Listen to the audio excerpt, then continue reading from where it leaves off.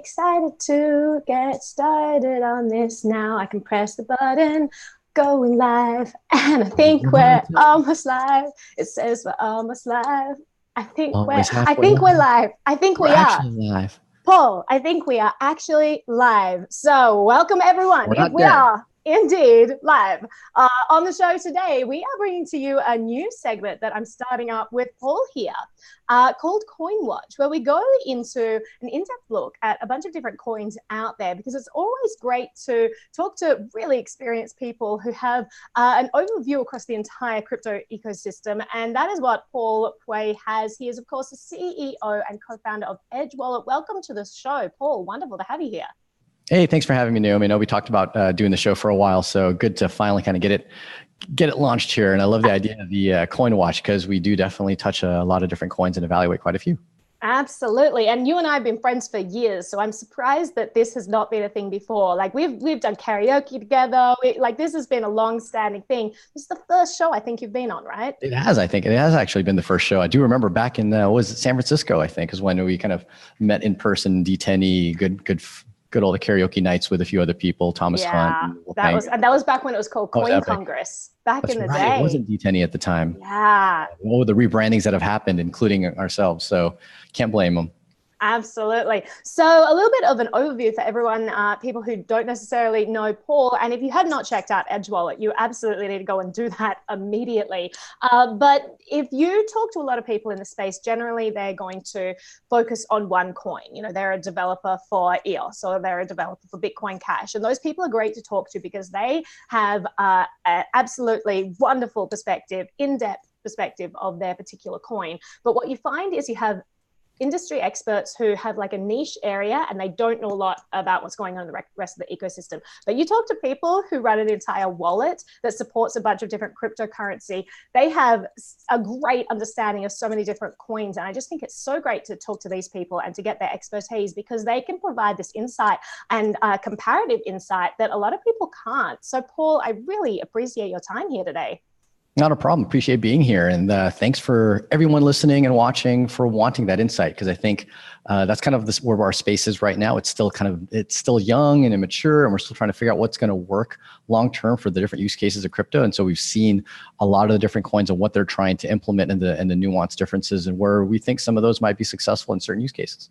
Yeah, absolutely. So let's start off. There are a couple of things that I want to cover in this show. And obviously there are so many coins that I want to cover eventually. There are lots of things that I think need to be talked about by people who have this broad perspective.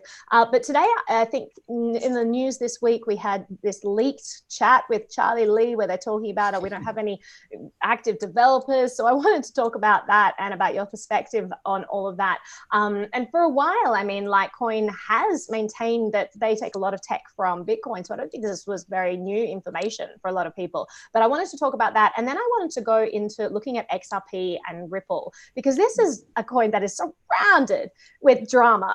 And it's like a lot of haters out there and a lot of lovers out there. It's like you're either one or the other. I don't think anyone's like, oh, I don't really have an opinion on this, which is fascinating to me, you know? Yeah. And so I just think that understanding the evolution of Ripple is important for people, because when I remember Ripple, like my historical perspective, just as a quick intro, is I heard about Ripple ages and ages and ages and ages, years ago. And I was like, oh, okay, interesting. It's kind of a different consensus protocol. It's like a trust mechanism. I trust you and then you trust you. And then kind of there's a ripple effect there. And then suddenly everyone's like, no, Ripple is not XRP. And everything completely changed. And then everyone just hates it. And then Ben Lowski joins the book. Like all these things kind of happen. And I'm like, whoa, is this the same thing that I heard about years and years ago? Or I don't know. It was just like a strange situation for me. Strange evolution. So I wanted to talk to you about that, kind of get an insider's perspective on that and your thoughts on this, because I think that it's funny. I think that the people who love Ripple miss a lot. And I think that the people who hate Ripple miss a lot. And I think it's understand each other. Yeah, and I think it's sometimes a lot of people that love Ripple don't quite even understand the protocol. They might love it just because of the value it's given them, and then the people that hate it, but without actually understanding the value of the protocol itself. Yeah, so exactly. Both of them almost completely miss each other, both on just the value proposition and understanding of the technology itself.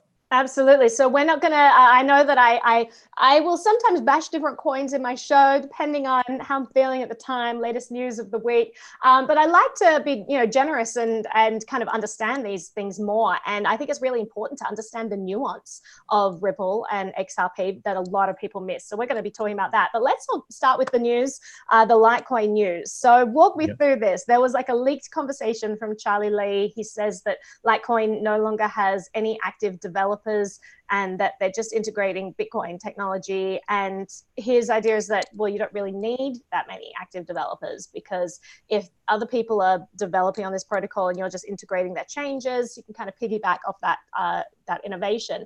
So talk me through this, Paul. What are your thoughts on all of this? So this is a fascinating conversation because it really depends on what Litecoin is trying to be. So looking back at when Litecoin was first founded or was first launched, it made two primary changes to Bitcoin, and from there on was mostly identical. It made the change of the block time. So instead of being 10 minutes, it was 2.5 minutes.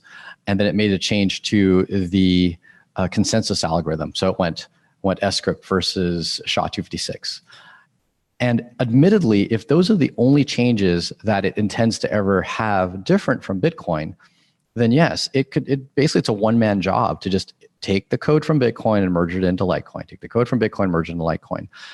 And Charlie's right. You don't really need a lot of people and you can sustain the currency just fine. But then the question is, can the currency sustain with just those two changes? That's the really big question that people need to ask themselves. Can it be a top 10 cryptocurrency by market cap by having only those two changes and nothing else?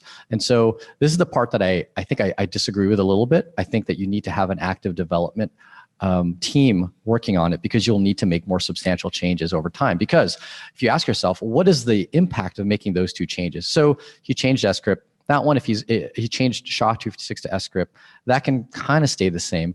But once you change the block time, what he effectively did was he changed the block size. Many people forget about that. Litecoin has 4 times the block size of Bitcoin. Yeah. So now what do you have to do? Now you have to actually go and figure out how to optimize the code to handle effectively bigger blocks or more frequent blocks. Now that's something that I think other teams that are similar to Bitcoin but have forked off and dramatically changed the code base have already done. Things like Decred, Dash, and definitely Bitcoin Cash, which is heavily working on a lot of the optimizations to block propagation. Now, if Litecoin goes and does that, because they do have these bigger blocks, then they're going to have to actually significantly change the code base. Then Litecoin and Bitcoin start to look very different. And now that little one-person job of taking the code that's in Bitcoin and just merging it into Litecoin now becomes a much more significant task. Because once your code is changed, the merges start to conflict between Bitcoin and Litecoin. So this is a fundamental challenge in software engineering whenever you, especially in the open source world. So obviously in crypto, we're drastically in the open source world and we're dependent on other people's work. So you have a library of code that you're using in your project. Well, what if you want to change that code? So if you change it, but then the original owner of that code changes theirs as well, now there's a bit of a conflict between the two and they don't easily come together. And now resolution of those conflicts, the code changes, starts to become a much more dramatic task, which is why that engineering team that Litecoin would have to have if they implemented more drastic changes would be much more significant. That's kind of my first overall impression, which makes me believe like, well, will Litecoin really add a lot of value if they've only got one developer that's doing nothing more than merging Bitcoin to Litecoin? Yeah. And I think that like when you're talking about Litecoin as being sort of this backup Bitcoin, which a lot of people consider it, what if the hashing algorithm gets cracked of Bitcoin, then we have Litecoin and it has a lot of the similar features, but it hasn't been cracked and you'll see that spike. That's an argument that I hear a lot of the time. What do you think about that? I wouldn't say that that's too much of a valid argument in the sense that, now, I used to say whatever an altcoin would incorporate, wouldn't give it a whole lot of value add because Bitcoin could just incorporate. And I think that's still an argument of some Bitcoin maximalists, except we've shown now that Bitcoin is much more resistant to change.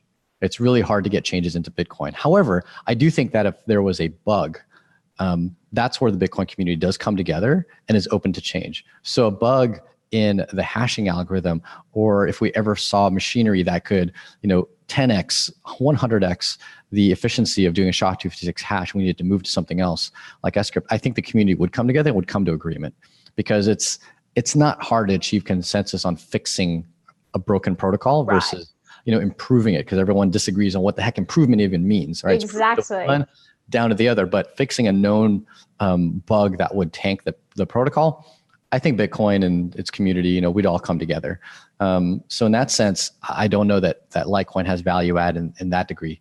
I think for them to truly have value add, they're going to have to start implementing things that Bitcoin is resistant to implement. And I think this is where Charlie did say something very valuable, was that they're looking at implementing confidential transactions, some aspect of Mimblewimble type of technology, privacy technology that I just don't feel like is going to go into Bitcoin. Therein lies the ability for Litecoin to really differentiate. But now they're not going to be able to survive with just one developer merging code. Yeah, and that's always interesting too, to see what other coins Bitcoin supporters support, because it's this very political game, right? And you're not allowed to like other coins if you like Bitcoin, but there have been a few exceptions. Litecoin is one of them for some people, and Monero is one of them, and then kind of, sort of. Beam, any Mimblewimble implementation, and I presume it's because that came from the core team, but it's just it's kind of like the Ripple consensus protocol. Like, I know you and I like you, and so therefore what you build I like, right. And then what they build I might like. It's very human in nature, and it's cliquey to some degree, but that's just the way humans work. We work through that level of association. So you're right. There's some of the technology for Beam and Mimblewimble came from people closely associated with core development on Bitcoin. So therefore those coins are more liked than others. They're more like a Dash or a Decred, and definitely more like an Ethereum.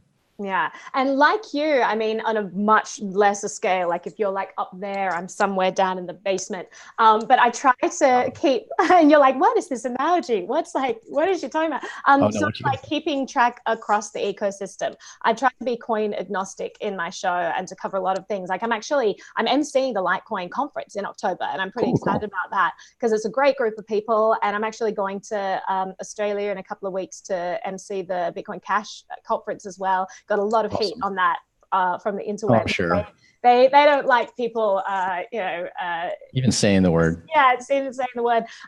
So it's interesting, like from your perspective, really, I mean, on the tech side, you really have such a great knowledge of all the stuff going on. So it's just great to kind of hear from you about what it would take for Litecoin, to succeed in the future there. Because from my side of things, I really only get a perspective of like the community, how strong I feel, like the marketing side of things are, talking to people about the tech. But there's always a spin, whatever conference you're at. There is a total spin, yep. But like one thing I will say about Litecoin is like, I mean, if we're talking about what makes a good currency, you need a strong network effect. You need people who are willing to accept it. Otherwise, it doesn't matter how good the tech is. You've had some great tech out there with coins that people are just really aren't interested in, whether it's because it's great tech, but it's just really cumbersome to use. It's really, hard. It's hard for wallets to integrate it. I've heard that feedback from some friends at Coinbase as well. There are certain coins that have just been so difficult. Super hard. Yeah, we'll talk about some of those in another episode. Yeah, go into exactly. a lot of detail. It makes certain coins really hard to integrate. Yeah, and so, but like the Litecoin community is super strong. That's a strong group of people who really support this. So talk to me about that, and whether you think that's a strong indication of like a good future, whether you think that's just one thing of many things that are needed. Like you've talked a little bit already, but I just want your perspective there. So I'm looking back when I first got into crypto, like in 2013. If you look at what the equivalent of coin market cap was, and the top 10 coins, like what we have today, we have, XRP, Bitcoin Cash, obviously Ethereum, Monero, I think is now in the top 10 or really close to the top 10. You have coins that actually have, significant differentiator between themselves. Like the blockchain protocols are much more differentiated in the top 10 coins.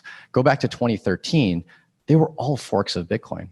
They were just Bitcoin and tweak this, tweak that. Now you have Potcoin, you've got this and that. Just like super tiny tweaks of Bitcoin. And it would be much more understandable back then, especially to be kind of the Bitcoin maximalist. To some degree I was back then, because I'm like, well, what exactly are you, what were you really offering that was significantly different?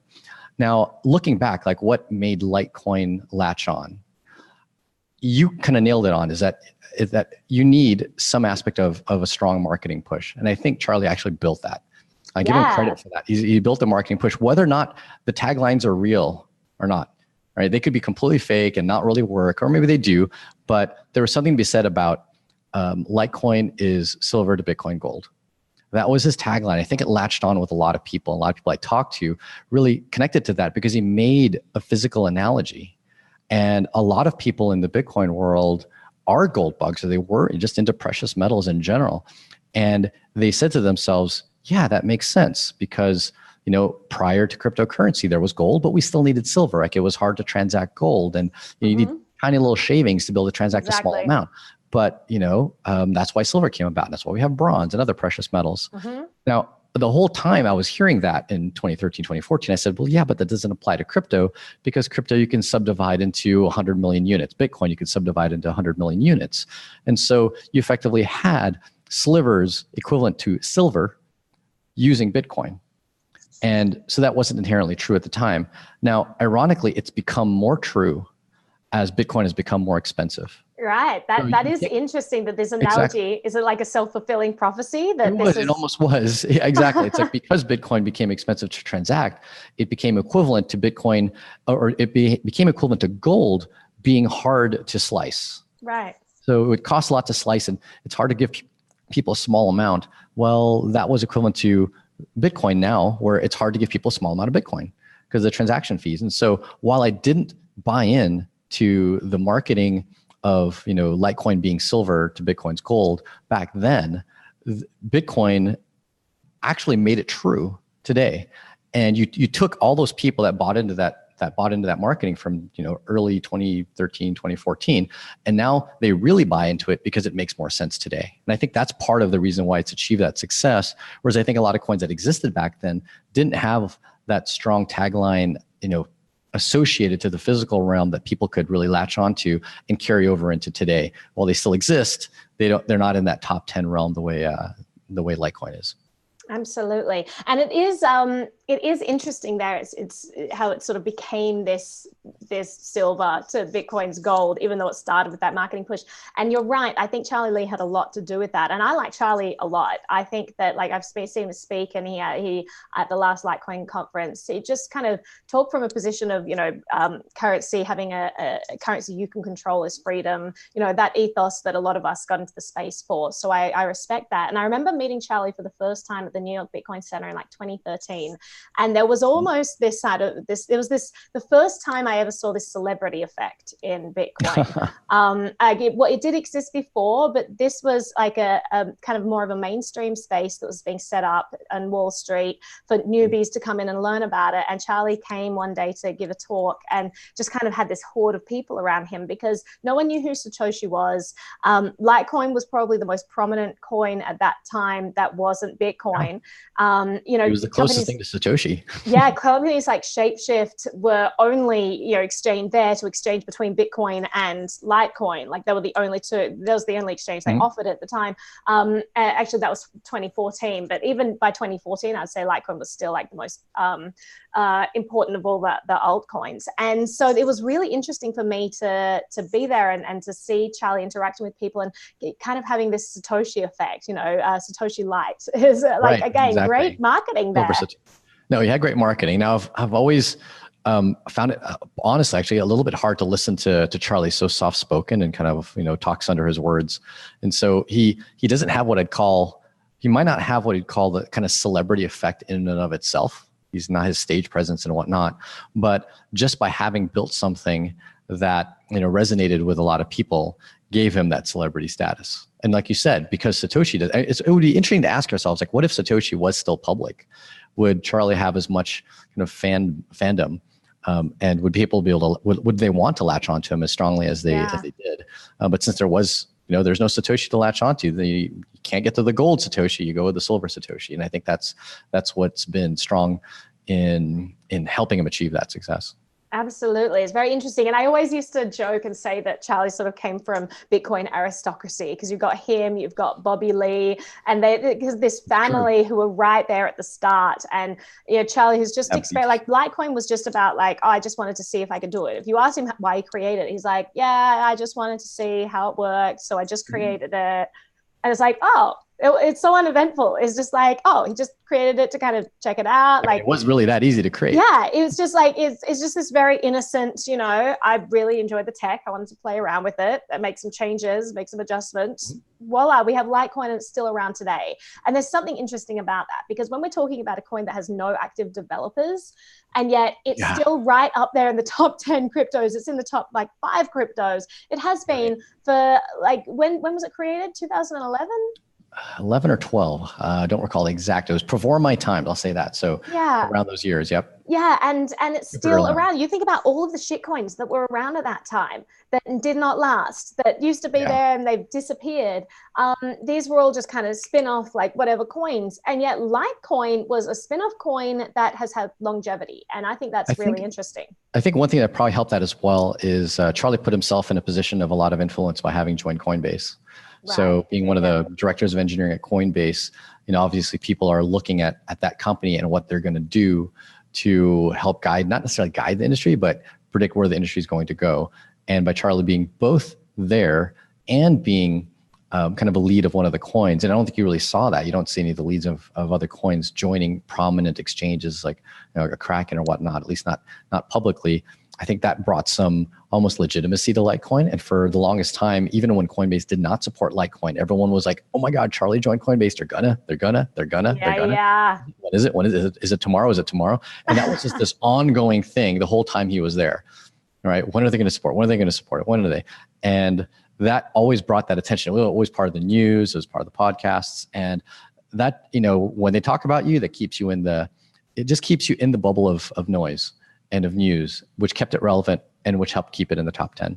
Yeah, indeed. So it is interesting news that this leak has come out. There are no active developers, but clearly there's a sort of other things going for Litecoin as well at this stage. So it's this very interesting, nuanced situation. We're going to have to see what happens there. I'll say this though, if they really make a strong push to implement privacy functionality, and I think that's the missing piece of Bitcoin. I don't have a lot of confidence that Bitcoin is going to implement strong at the protocol level of privacy. If Litecoin is willing to make that jump and that change, I think this is where they can achieve some strong interest from developers that want to work on this stuff, because there are a lot of developers that want to work on unique, powerful, really kind of freedom enhancing technologies such as privacy protocols. So this is where I think they have a chance, but they've got to make that known, put a roadmap on it, and at least get maybe Charlie himself or their one developer doing more than just merging Bitcoin code, but at least showing progress and actually building some of the first pieces of confidential transactions and whatnot. And then the other people start to hop on board. That's their hope. Otherwise, I think that, then they're going to be, other than that, they might just be banking on marketing for quite a few years to come, which I don't think will last when crypto really starts to have what I would call the consolidation era. Like, we're not quite there yet, but when that consolidation era comes, in the era of utility, not in the era of speculation, right? The era of utility where people are actually trying to use crypto, where the protocol really starts to get flexed and transaction volume really starts to shoot through the roof. And you really need to optimize. That's when, having just a merging developer isn't going to cut it. Yeah. And so I want to move on. I want to talk about Ripple. Before I do that, I have some super chats to read out. So FoundUp's Michael Trout sent through a super chat with no message, and then he shouted at me for not checking my LinkedIn. So if you want to send me a message to read on air, it has to be in the chat, because in the middle of interviewing someone, I can't be logging into all these accounts. LinkedIn is just a cesspool of spam. Oh yeah, no, I don't go near it. I have in my header, I'm like, do not talk to me here. You want me, just tweet me, or YouTube, really easy to get hold of. I will not check here. So I'm going to have to hunt down my password. I'm sorry, Michael. I've got to, I can't get in there right now, but I really appreciate the super chat. So thank you so much. But add your message, just when you type in the amount, just add the message in there, and then I will read that out right in here. But thank you so much for the super chat. I got a super chat from Anthony Monero. Welcome. He says, backed soon. How high Bitcoin Cash will be? So I guess you're asking how Bitcoin Cash is going to react to the backed news. Do you have like a quick response to that? Because I don't see them being too correlated. Yeah, they're not very correlated at all. Well, the one thing that is correlated is that I don't believe backed has specified that they're going to support anything other than Bitcoin. So that I need to do a bit more research on. And if they are specifying that they're only supporting Bitcoin, then obviously that will help with BTC dominance. Right. And whatever helps with BTC dominance generally is a downward pressure effect. Everything, downward on everything else. On other currencies. However, that's not necessarily always true, right? People just see the crypto sphere and it kind of trends up and down in general. So I would say its effect on Bitcoin Cash relative to Bitcoin would be downward, but its upward effect on Bitcoin Cash as a whole is probably more positive. Right? Yeah, so, I agree. The entire crypto world goes up as more infrastructure gets put into place, makes it easier for people to hold, buy, sell, trade crypto. But relatively speaking, I think it might hurt all of the altcoins when you get something that supports just Bitcoin. Yeah, I think when you're talking about the relative market share of the coins, we have to be looking at this, rising tide in general, that the crypto ecosystem in general is growing. So yes, a coin may have a smaller percentage of that in total, but as a percentage of the entire financial structure, that's increasing more and more as time goes by. So I think that, it's probably going to be a good thing for crypto in general, the same way I think Libra is going to be a good thing for crypto in general. Oh, totally. Yeah. Not the topic of today, Libra. Not the topic of today. We'll save that for another video. I would definitely say that that's a general positive for crypto. Absolutely. Thanks so much for the super chat, Anthony. I really appreciate your support. Scrolling down, I think I have another one. Yeah, wait a second. Anthony says, why should I buy Litecoin or BCH instead of Bitcoin? Well, I don't necessarily think that you should. I'm not going to give investment advice at all. I would say buy it if you need to use it. For that is one use alone. If you need to use it, you need to transport small amounts of money. If you don't like the fees that are on Bitcoin, then go and buy to use it. And if you believe in its long-term value proposition, then buy it. Otherwise, don't. Same thing with Bitcoin. I'd say the exact same thing with any investment. Expect that most of your investments will fail, Bitcoin included, Litecoin, Bitcoin Cash. Nothing there. Expect that it will definitively, go up in value. So why should you? If you think that it actually is a strong potential to not necessarily replace Bitcoin, but to supplement it in functionality. That's, I think, an important thing that people forget is that you don't need to surpass Bitcoin and replace it to be very, very, very relevant in the future cryptocurrency world. If you subscribe to the only one coin will ever exist long term, then pick that one and put your bags into it. If you think that there are at least a small handful for different use cases, whether it's smart contract, privacy, transactions, and then store of value, then you take your main bets onto those 4 or 5 different use cases and put your money into those. That is probably the best advice, even though it's not investment advice. That was the best explanation of how all this works. I love that, because however you treat the crypto ecosystem, there's advice in there for anyone, whether you're a maximalist, whether you're a handful coinist. I made that turn up, but I think it's very catchy. Handful coinist. Handful of coinist. I have a handful of coinist. Yeah. Not an all coiner. Not an all coiner. All coiner. all coiner. I would say I'm a handful of coiners. Yeah. So I think that there are a select few that are going to stick around, and that's because they have different use cases. But whatever you subscribe to, I think that's great. So hopefully that answers your question, Anthony. Thank you so much for the super chat. Founders Michael Chow sent through a message attached to his super chat. This is great news. This means I won't be exposed to the awfulness that is LinkedIn. I may not have great. In there. I'm so thrilled with this. Paste. So he says, where is ETH Waldo? Do you know his actual visionary behind Ethereum and the actual founder of Bitcoin magazine? Will you look into him? Hal Finney was Satoshi. There's some interesting theories there. I think a lot of people have thrown Hal Finney's name around. I'd say that they're distinct people because they clearly had very different ideas about the future of Bitcoin from the chats. They have distinct personalities. But there's no doubt that Hal had a big influence in Bitcoin's development. Well, just by virtue of having worked on a lot of things before Bitcoin. And so I think, I think this is overstated already, but Bitcoin is the amalgamation of a bunch of different technologies, of which many people, Adam Back, Hal Finney, Xavo, Xavo, all had worked on. So they all had influence on it. Were they one of the actual, creators in the group that is Satoshi? I'm not even going to speculate on it. Not worth it. Yeah. I don't know. And it's funny you bring this up because there's this whole like Satoshi unveil thing happening today. I don't know if you looked into that. I didn't want to go there because I think it's just another fly by night. It'll disappear tomorrow, some sort of marketing thing. But apparently there's been another person saying Satoshi will reveal himself today at 4:00 Eastern Standard Time. I may do like a Telegram video on that. So if you want to watch that, then go to my Telegram, but I don't think I'm going to spend a YouTube video. 4:00. I wonder where, because there's only a few places where you'd be normally awake at 4 p.m. Eastern Standard Time, and some places that you wouldn't be. So that implies he's in a certain part of the world. Yeah, indeed. So we'll look into that. But thank you so much, Michael. And I will, just for you, I will log into my LinkedIn account and read your messages because I appreciate you. And I hate LinkedIn, but that's how much I appreciate you. So I will do that. Thank you so much. So let's go on to Ripple. Cool. I gave you an overview at the start, but that's like my understanding of Ripple is confused and convoluted, and it comes from a place Mine was for many years too. Yeah, being in the space for a long time and hearing how it started and being like, oh, that's interesting, like a different way of doing things. Then you kind of forgot about it, and then suddenly like it erupts, and then Ben Lawsky's on the board, and then I hate it because Ben Lawsky's on the board. But then other people start saying like, oh, well, it's actually an interesting protocol. It's just the marketing that's bad. So I mean, there's all these things going on. So walk us through it, Paul. So like the exact start of Ripple did come from an entity that is now known as kind of Ripple Inc. Like, the Ripple, the company itself. Now, a lot of people in the industry, at least the kind of XRP army, obviously doesn't want to call it Ripple. That is a whole history in and of itself. But if you look at one of the earliest websites on Ripple, the original name of the currency that was generated was actually called Ripples. They kind of had an S on it, but still it was called Ripples.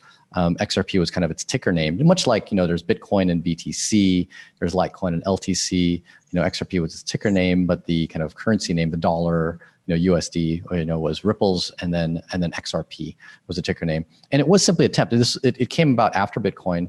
The company, I can't remember the name of the exact company, but the company had existed prior to Bitcoin, working on financial tech.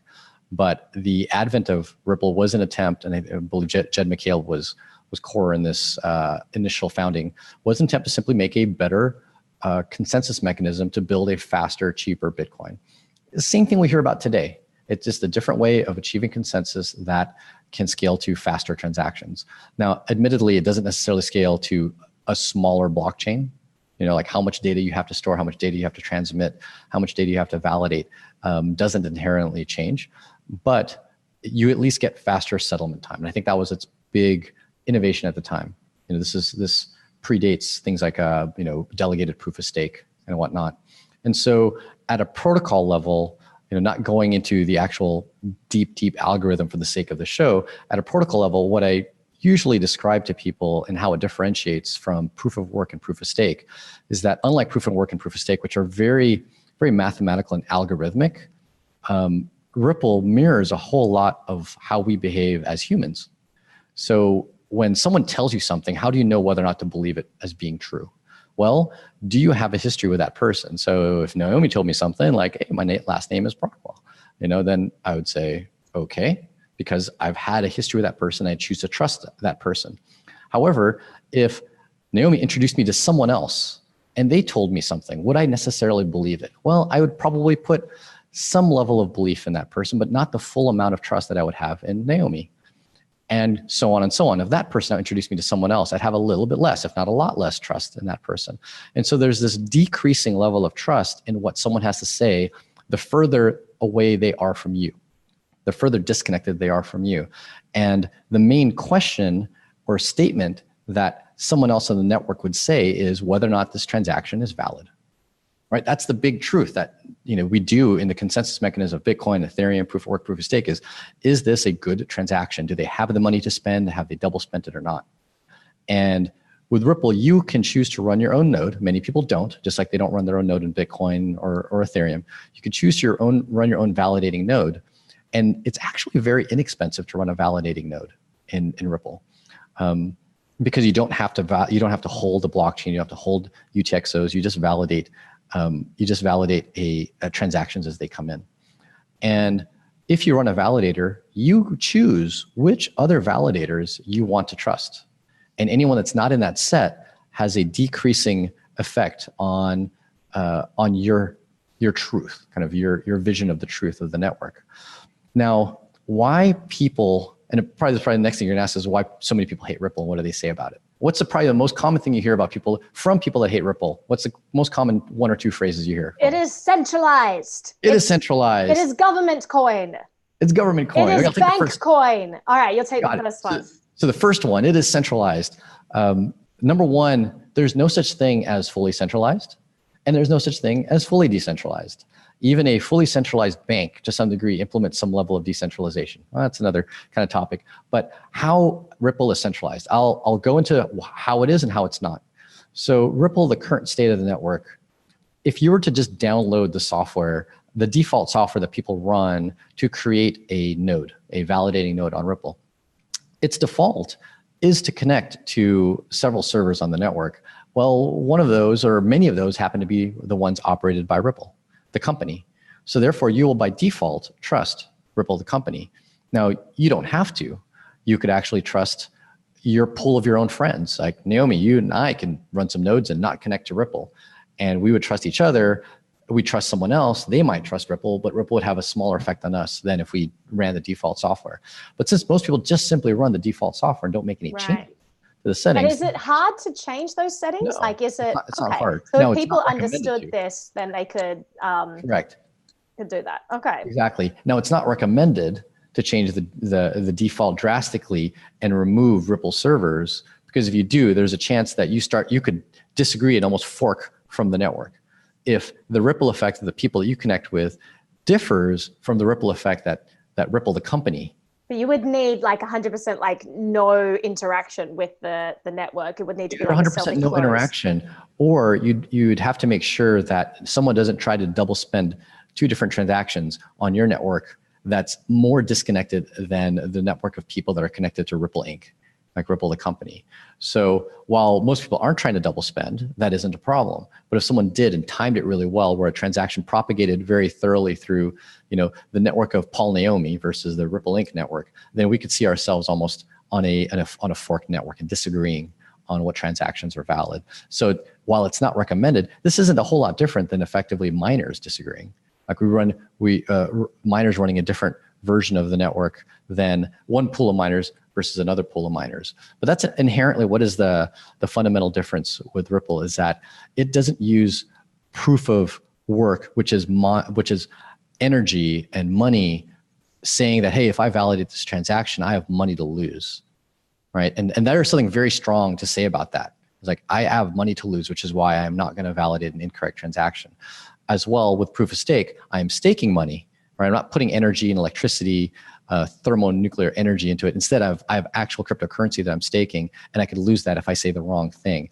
Instead, it's simply that I am part of a social consensus where I have a node. It may have built up reputation over time, and that reputation effectively allows me to say what is the truth. Or I just run my own node for my own sake, for my own ability to do transactions, because it's relatively inexpensive to run one. But I don't necessarily have money involved, and I think that's one of the criticisms of it, and is the validators don't inherently have money at stake, whether it be electricity, ASICs, or the currency itself, because it's not a proof of stake currency. So I just got a question from the chat about how the consensus works. When you say social consensus, so how are things notarized to the blockchain? Explain to me how that works. So the precise way that it works would be a pretty lengthy discussion that would need a good. Well, luckily we have 17 hours, and you're happy to talk that long, right?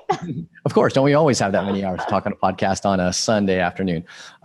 So the closest details that I would give is you go and broadcast a transaction as someone that's trying to create a transaction. That goes out to a multitude of nodes. And so say there were like 100 people, each of them running nodes on the network.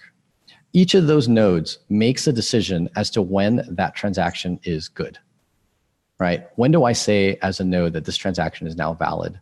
Well, when I see it, I look at it and I look at the history of previous transactions, and I look at whether or not that transaction is double spending or not relative to what I know on my node. And if it looks good, I flag it as thumbs up. It's good. And then I broadcast out the fact that I think it's good to the nodes that I'm connected to. Right. Those people validate it as well. And so do you need 50% of everyone for it to get? So the exact percentages I don't have off the top of my head, but it's definitely a super majority. Got it. So it's not like 51, but something well above 50% of the people that I trust. Now, the thing is that there are also the nodes that they connect to and that they connect to, and they contribute to that super majority of trust before I deem that transaction is valid. So even though I say on my node, I say that, yes, I think it's good, doesn't mean that I consider it as part of the ledger. Like the ledger doesn't close yet. Right? I think it's good, but I want more consensus in the rest of the network before I consider it closed. And that consensus comes from very highly the people I directly choose to trust, and then a little bit less the people that they choose to trust, and then significantly less people that they then choose to trust. Right. And the number of levels deep is, what I'd call a configuration setting that Ripple as a network has chosen. I don't know the exact depth, like how many layers of depth do you need to, will you even consider relevant? Right. But by a certain, since that's very exponential, right? Me trusting someone, which now has a pool of other people they trust, that can exponentially get to the entire network within a few hops.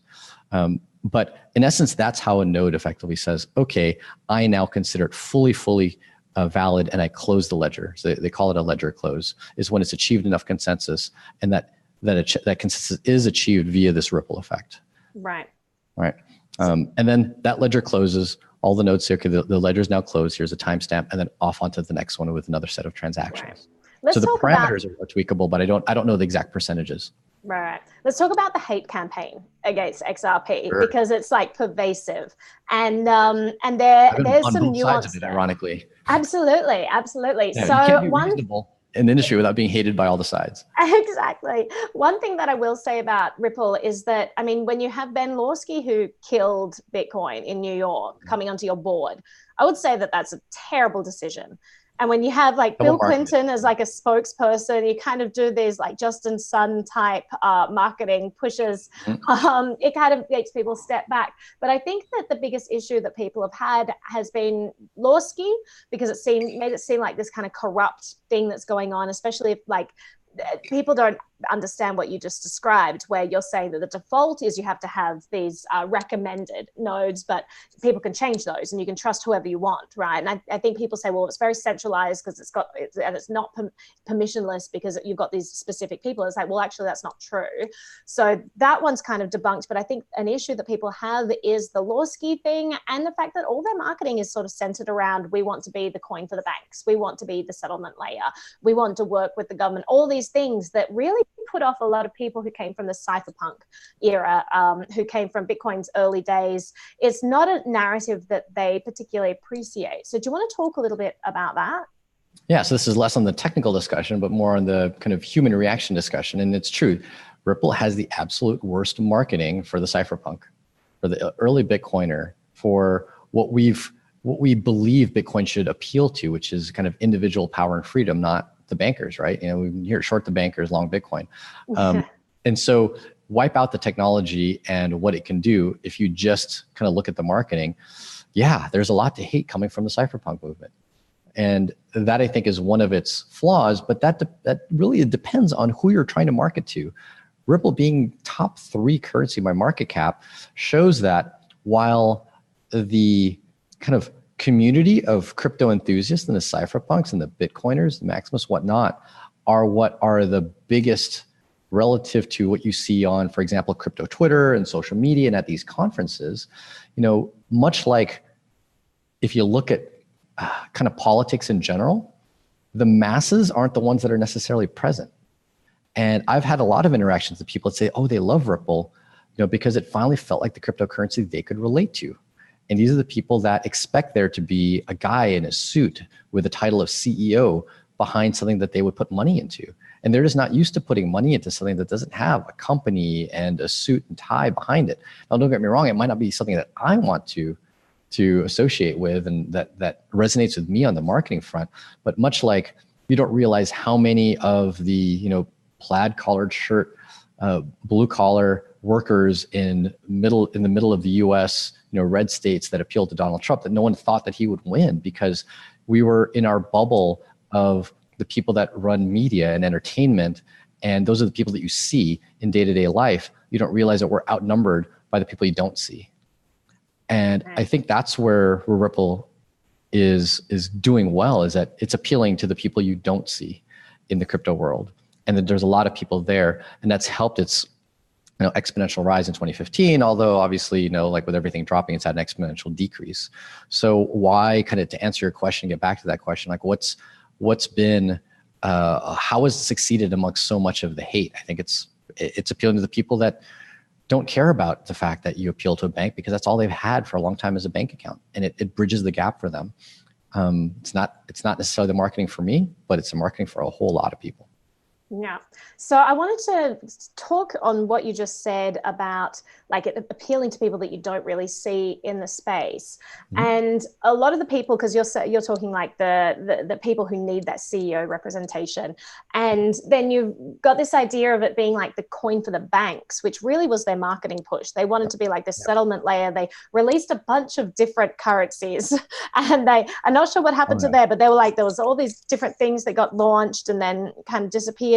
Rapid and yeah, exactly. So how successful have they been capturing that market? And do you think that JP Morgan is just going to turn around and say, like, why would we need this when we have our own coin? Like, do you think that they're going to be able to, because they seem to have captured some of the smaller banks to be this trusted settlement layer, but I'm not sure how, like, what longevity that would have. What's your perspective? Now, Ripple does have technology that doesn't require XRP, right? They have actual bank settlement technology that competes with kind of legacy rails, Swift and whatnot. But I think that therein lies one of the biggest criticisms of the currency in the company, is that they have effectively sold, and much of their net value or worth of the company is due to the value of XRP. Yet at the same time, their ability to sell the technology is unhinged from XRP. They can sell technology. They can actually do quite well in the landscape of fintech, of financial services, to connect banks together without XRP being a part of that at all. That is definitely one of the criticisms. It's a legitimate criticism. Their real challenge going forward is, how do they make XRP a piece of that? Like, how do they force legacy financial infrastructure to actually require XRP, to elevate the need for XRP to give it actual long-term value? Otherwise, then XRP is competing as a currency, competing against Bitcoin, which isn't what they've kind of marketed as. It was Ethereum, and Ether, right? Ether was meant to be the gas. It's meant to drive other smart contracts. It's meant to drive the use case when you build your own token economy and whatnot. It wasn't meant to be the currency. And in the same way, that's how Ripple marketed XRPs. It's not meant to be the currency. It's meant to be a payment mechanism. So for those that don't know, Ripple doesn't get mined, right? All the Ripple that will ever exist already exists today, and the vast majority of it is held by the company. I think like 60% or more. But when you create an XRP transaction, you send it out on the network, you have to burn a little bit.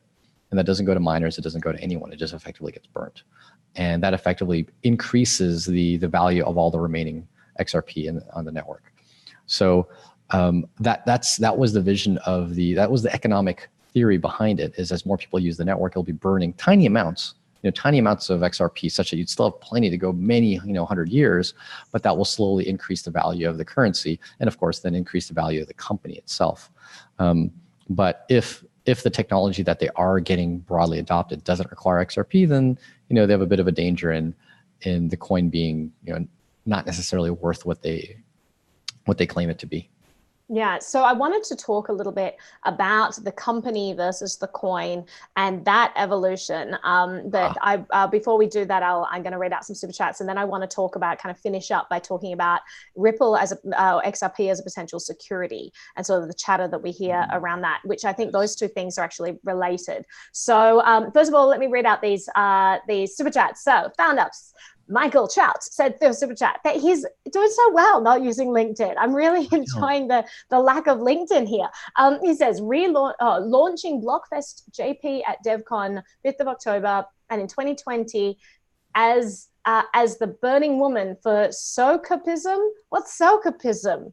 Socapism. Burning woman? Will you be a channel partner for it? Well, considering I don't know what Socapism is, Michael, we might need to have a chat on this. So let's chat on Twitter. And this is the first I've heard of any of this. So give me more information and we can chat. But thank you so much for the super chat. And then it's going down. So found out Michael Chat then says, please meet ETH Satoshi Sadhu of the blockchain mother of Socapism, true father of the DAO reincarnation of Undao founder Mayan civilization. This is the DAO, like the good old the DAO that he's talking about? Like the DAO, yeah. Whoa. So I'm gonna have to do a bit of research again. It's these terms, Michael. I'm not quite sure what you're referring to, but we got like Mayan civilization, mother of Socapism, true father of the DAO reincarnation. So this is going pretty deep for talk about Ripple. But I will look into that. Thank you so much for the super chat. I really appreciate it. SBICO777 says, Naomi, you've got to invite Matt Hamilton on your show. Who's Matt Hamilton?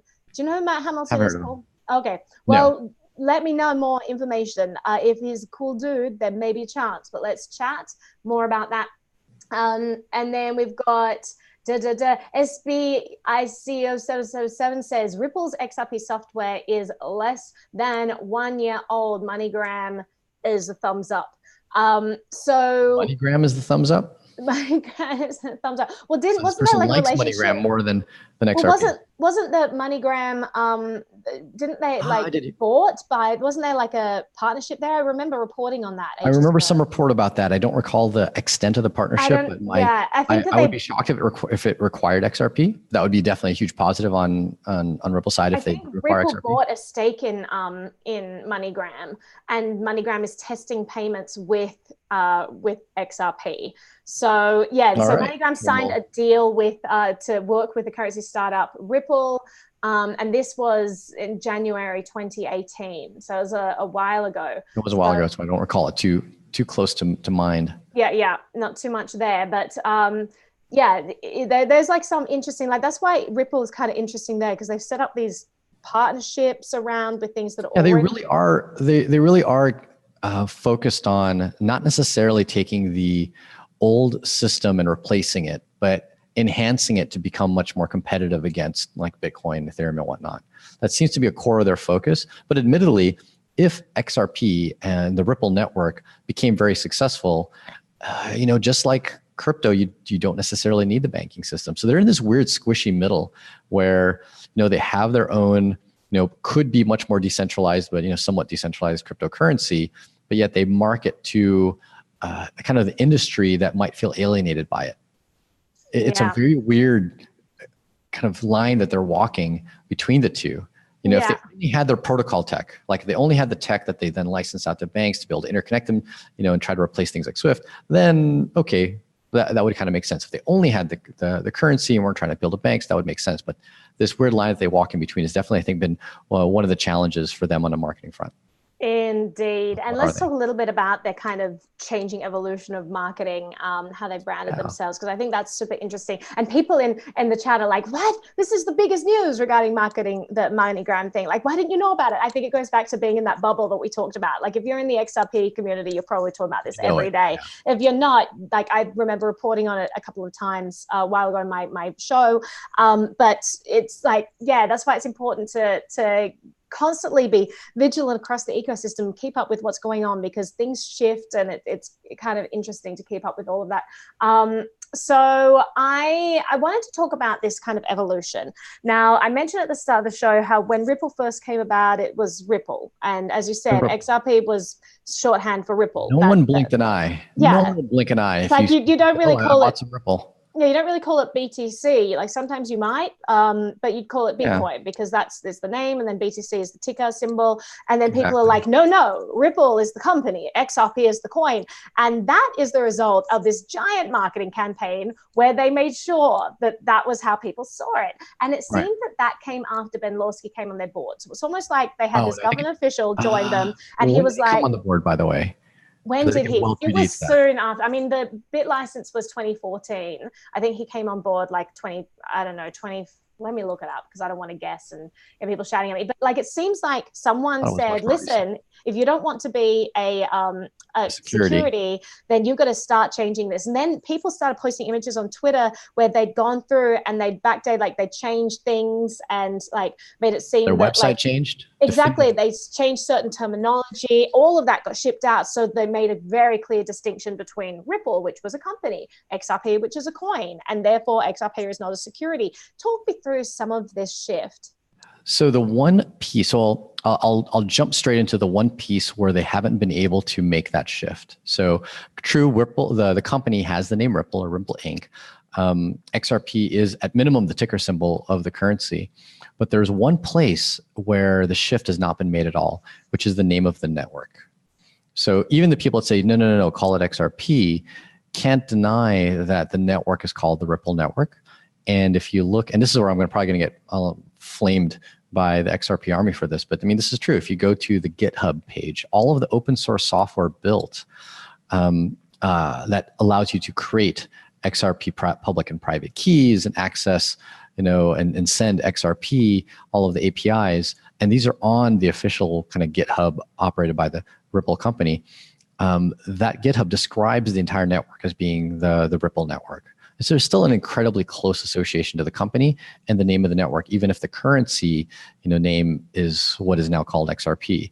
So the evolution of which I think pretty strongly seems to mirror the disassociation of the company to the currency. Removing security aside, like let's just take whether or not XRP is a security or not. Let's remove that discussion from the table. It seems like a very, very strong goal is to make the currency independent of the company, and I think there's a strong desire for that. Also, by virtue of just wanting to more decentralize the currency, I'm gonna take the positive of this first. Right, most people don't take the positive. So I'm going to take I'll take the positive side, the Ripple XRP positive side of why would Ripple want to disassociate the company from the currency. They, in and of themselves, I truly believe this, having talked to actual employees at Ripple, they do want the network to be more decentralized than it currently is. There's not much for Ripple to gain by being the majority of the validators of the network. Right, they already own a vast majority of the currency, and their interest would be in the currency being adopted, more people validating it, the network being more decentralized. They wouldn't have then the power to do things such as censor transactions if they were just a small portion of the network. And if the currency is more censorship resistant, that makes it much more appealing to the broader network. So they do want it to be more decentralized. They just want to be one of the actors in the place, much like you could say Blockstream is a company that helps build on Bitcoin, but there's several others. They also want more people contributing to it. They want other developers pouring energy and work into the network. And that's hard to do if everyone just associates the currency to a company. So I think that's the big and good and valiant, well-meaning reason why they want to disassociate themselves from the currency. What most people think about, I think there's some partial truth to this though, is that they want to disassociate themselves because of what you're mentioning, Naomi, the potential for them to be accused of having issued a security. Yeah. But that's another discussion in and of itself. But I think that there's a lot to be said in disassociating yourself as a single for-profit company from the currency, because there's much to gain on a positive note from doing that. Absolutely. So what do you think about this chatter that it is going to be considered a security? A lot of people kind of always been talking about this on the periphery, and all the haters kind of enjoy to be snarky about that. I've noticed they're like, haha, Ripple's going to get shut down. It's a security. It's like they're kind of their big trump card there. What are your thoughts about that? Do you think there's any weight to that, validity to that? Well, I look at it this way. There's many reasons to think that any currency that is largely held by a single entity that's being issued or has been issued or sold, many reasons to associate that to being a security. I think that's almost kind of the default in many ways. Like you created a currency, you issued it out, you hold a lot of it, and it's volatile. That's another thing too. It's volatile, it goes up and down in value. It's not like airline miles, reward points. It's volatile, and people can and will buy it to speculate on its value. That almost by default, especially to the SEC, is a currency. Let's look at how Ripple could argue that it's not. Right? Not that I necessarily agree with this, but I like to really look at it on an objective basis. How could Ripple argue that XRP is not a currency? So if you look at the product offering of what the Ripple network offers, it does offer the ability to transfer value via tokens that are pegged by various validators, US dollars, euro, anything, across its network. And that's what it really hoped that the banking system would do, right? It expected that banks would effectively be validators on the network and would issue tokens backed by their ownership of another asset, such as dollars, and then propagate those tokens over the network and pay a little bit of XRP in the fee, right? They would burn a little bit of XRP in the fee. And if that came to fruition and was true, then XRP is simply, it becomes a utility token to be able to access the network. That would be their argument. And by virtue of Ripple, the company, holding a lot of XRP, they're effectively selling a license to use the network. Just like you would buy a Microsoft Windows license or an Office license when you want to use the software for Ripple was this XRP network, and you'd have to buy a license from them. And many would say, well, why do they hold 60+% of the currency? If you look at it as a currency, it doesn't look good. But if you look at it as a software license, then of course they would hold a lot of it, just like Microsoft owns a vast majority of the licenses, and Nike owns a vast majority of the shoes before they sell them. It's just a product that you've built, and then you're selling the product onto the open market. How many you have in Backstore is kind of your decision of how many you can make or choose to make. So that's a legitimate argument that Ripple could use to try to claim it not being a currency. But like I said, I think the default is you've got something that you've created. It is something that people use to speculate on, to believe it'll go up and down in value, and they trade it as so. It almost by default starts to go down the path of being a security. So while yes, many of the people that say, oh, it's totally going to go down as being a security, so could easily many others. So I'd almost take it as cautionary for a lot of the, not necessarily Bitcoin maximalists, but cryptocurrency, cypherpunk enthusiasts. Be careful about really trying to lay the hammer on XRP and Ripple with regard to it being a security, because I think that's a slippery slope in the sense that you might end up with a lot of currencies being tagged as being a security, because in essence, they're not that drastically different. There's a nuanced difference, but as opposed to a drastic difference. Yeah, and I worry about that sort of impulse from a lot of people too, where they try to slam other things by saying, what it is and isn't, and the same definitions could, in a way, be applied to some of the things that they support. And you really don't want, you don't want these definitions to be set in concrete and then people start going after everything in the space. That'd be disastrous. So just be careful about all of that. It's very clear that Ripple XRP, this whole thing is very confusing because of the evolution that we talked about, the changing nature of their marketing, and everything like that. Because you have people like in the chat, someone exactly like right now, we've just been talking about this for like half an hour, but they just asked, so why does Ripple use XRP? Again, there's that confusion of like, well, it is XRP. That is how it started.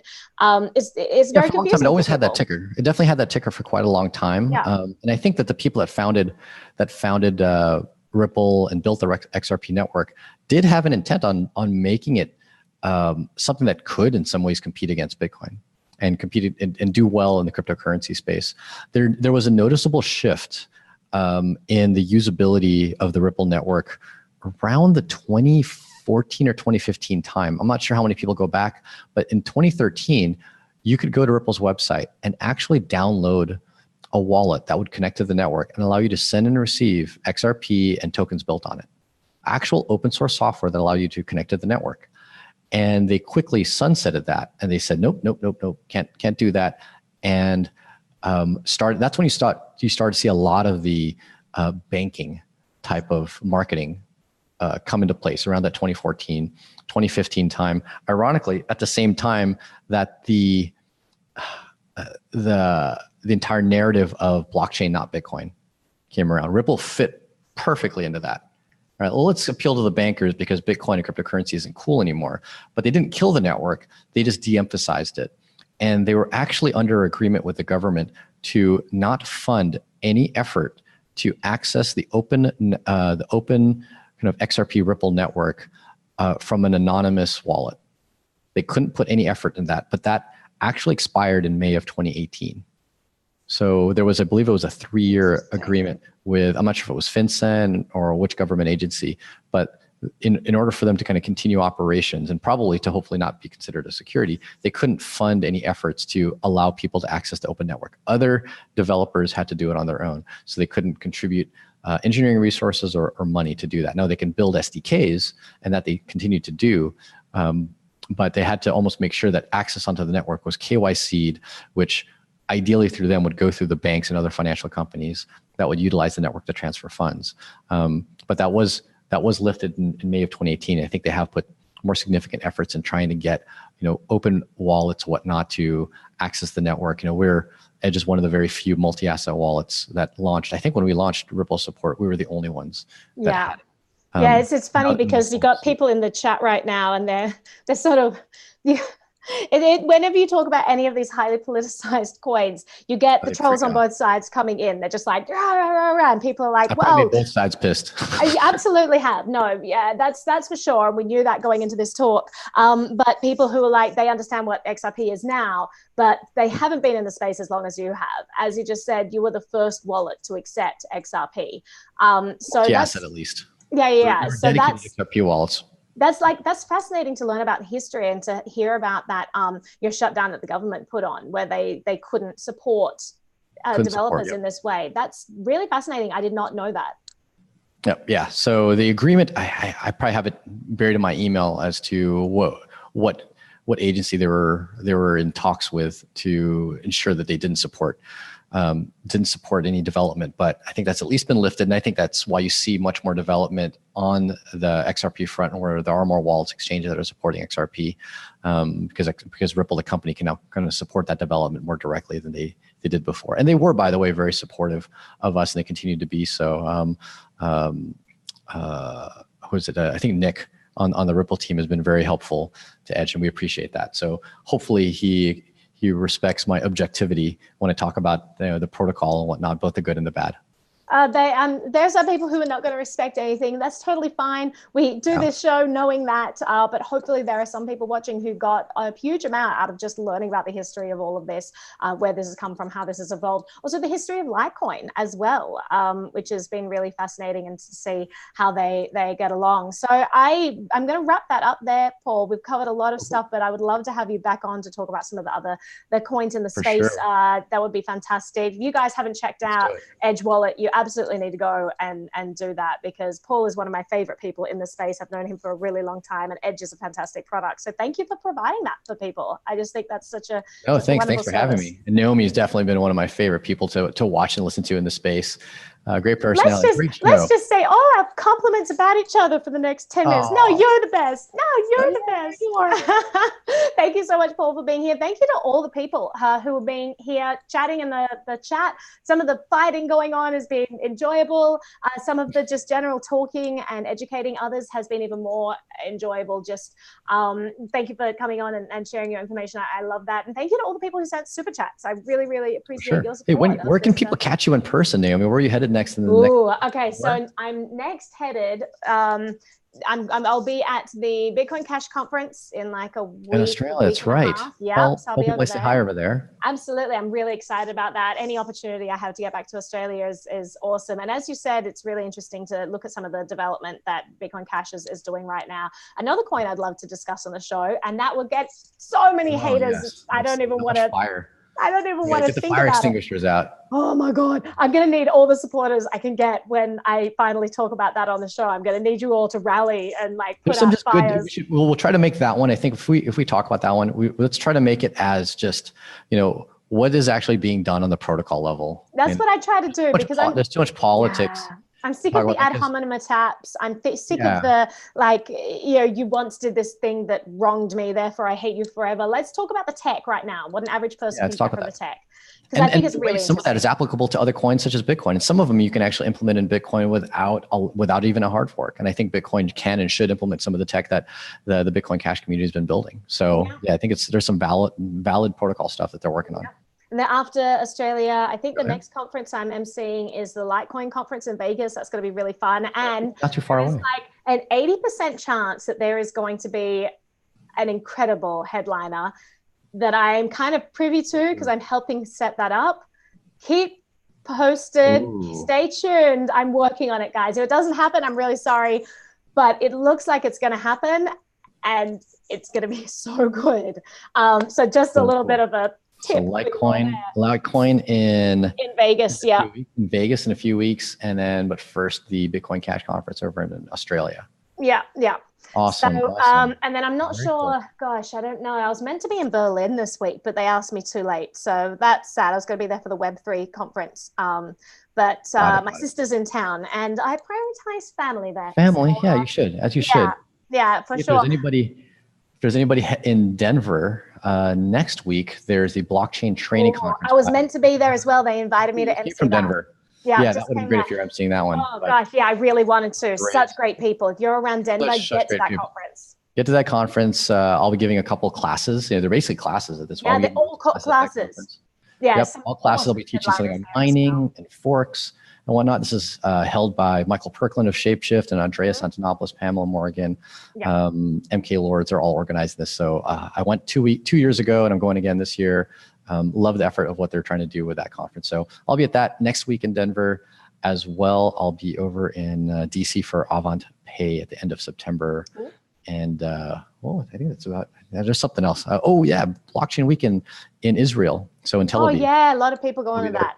Yeah, I'll be there at the DeFi and dApps Day. So anyone over in Blockchain Week, shoot me a message. Would love to say hi and sync up. And then you and I have to catch up soon, Paul, because we need more karaoke. We crisscross somewhere. Crypto karaoke. I have wonderful, fun memories. I don't have. You've got your voice. It super outshines. So I'll have to work on mine. Cool. We'll do amazing crypto duets. Thank you, Paul, for your time. I really appreciate it. Let's get back you up on the show. The final super chat here. What a note to go out on, because it's a nice comment about me. SBI CO777 says, on a brighter note, Naomi, why are you so gorgeous? You know what? You can stick around anytime you want and keep saying lovely things like that to me. Over and over. I would totally be fine with that. Thanks for all the popcorn. All the people are sending that. Llama started that. We've got Keanu Chan handing out free virtual popcorn. Thank you guys for being so awesome. Send Naomi a piece of chocolate. Yeah, send me a piece of chocolate on my thingy. Shove her up a little bit. Exactly. How to make Naomi fat in a very short amount of time. Send her crypto donations that trigger a chocolate machine. I'm really bad at ending these shows because I never want to go because I have so much fun on them. But we're going to go. See you everyone on the chat. See you people who sent super chats. Love you guys so much. Paul, thank you for being the most awesome person in the world. Everyone go get an Edge wallet. This was not sponsored by Edge Wallet, just so you know. I just really like Paul and I really like the products. No sponsorship there at all. Guys, go. Like talking. Go. Have a wonderful time. Get out of here. Bye. Bye. Really going. Oh, now I've got it. Oh, shit, I never had the thing. I'm pressing end. Wait, where's the end button? God damn it. I have too many tabs open. All right, definitely ending now. Bye, everyone. I love you.